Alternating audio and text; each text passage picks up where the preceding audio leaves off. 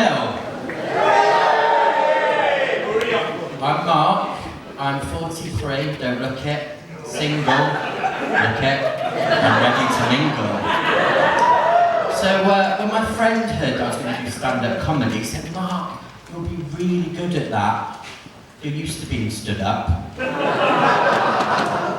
I've only been single though just a little bit longer than Liz Truss was Prime Minister.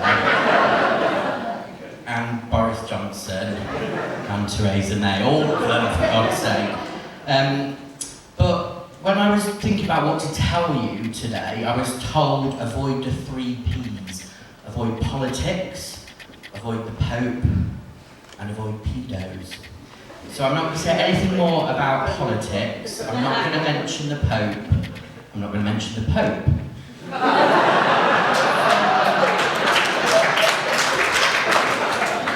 When other friends heard that I was doing stand-up, they were like, what? Why on earth would you do that, Mark? Why would you literally put yourself in the spotlight? You're not funny, love, thanks. And I was like, yeah, but I like a challenge, don't I? I like a challenge. I like a charity challenge. I've done sort of 10k runs before, honest. I've trekked across the Sahara Desert years ago, and I've recently done a fire walk. That sorted my trotters out really well. So, you know, everyone knows I like to raise money. I'm a big sucker.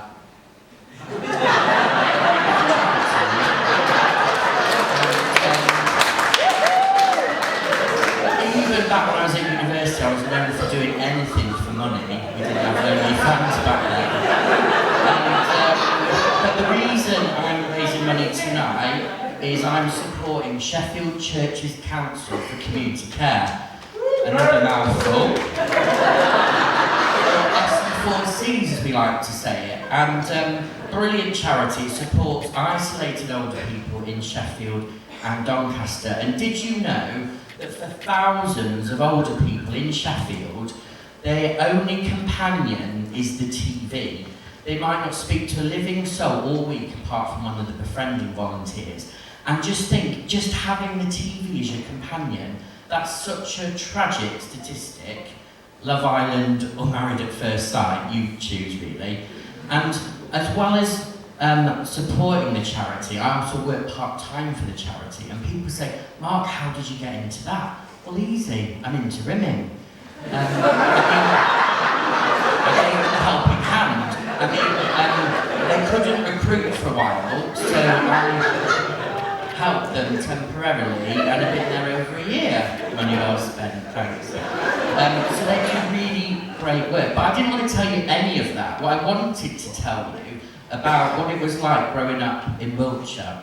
So yeah, I am from the West Country. Ooh, I get off my land, you bugger. And actually, that accent doesn't sound very intelligent, does it? Can you imagine? Hello, I'm Dr. Smith, and I'm performing open heart surgery on your mother today. Just doesn't inspire confidence, does it? I can say that, but yeah. But I wanted to tell you about what it was like growing up as a school lad. And I know you'll find this hard to believe, but I didn't really fit in at school. Not just because the corridors were small and too many pies. But yeah, I wasn't your typical schoolboy. So I loved home economics, cookery, food, and I love my teacher, Victoria, my cooking teacher, Victoria, or Mrs. Sponge as we had to call her back then. And I loved child development, aced it, A star, thank you very much. I hated PE, but I loved RE. I hated designing technology or woodwork, whatever the fuck it was called, and it would literally take me an hour to saw a piece of wood all lesson. Now though, I can deal with hardwood a little bit quicker. So I don't really know why though I was picked on or bullied. You know, it's hard to believe, isn't it? Mincing from the kitchen of home economics, mincing to the nursery for child development. What was that all about? But, and that never really leaves you, does it? I'm sure there's other people in the audience, I've seen a few gingers as well, that and, you know, bullying's not nice, is it? It never leaves you, but it's not my therapy session. But things are a lot more tolerant these days, aren't they? Which is great. And my sister's in the audience somewhere, and she's got 3, 4 kids. I don't know how many it is, and I don't think she knows either. But of course, her kids get picked on because some of them have got the same dads. What's that all about? In this day and age. And being the cool gay uncle, you'd never have guessed, would you? And with other fellow gay uncles, there's like buses, one, loads.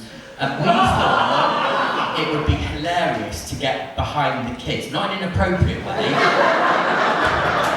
And so we encouraged them in a range of nursery rhymes. So do you know the wheels on the bus? You know that nursery rhyme, yeah? Absolutely, that one. Brilliant. So we sort of thought it'd be funny to add an extra verse. And which was hilarious till 6-year-old Arthur repeated it in the classroom and Mummy got called in to see the head teacher. So whilst people are a lot more tolerant these days, apparently singing "The gays on the bus go, oh, she's here!" just didn't add up I don't think I'm going to get a gig in Blue Pizza. So at the time, my bus is here, I need to go. I've been Mark Smith, call me.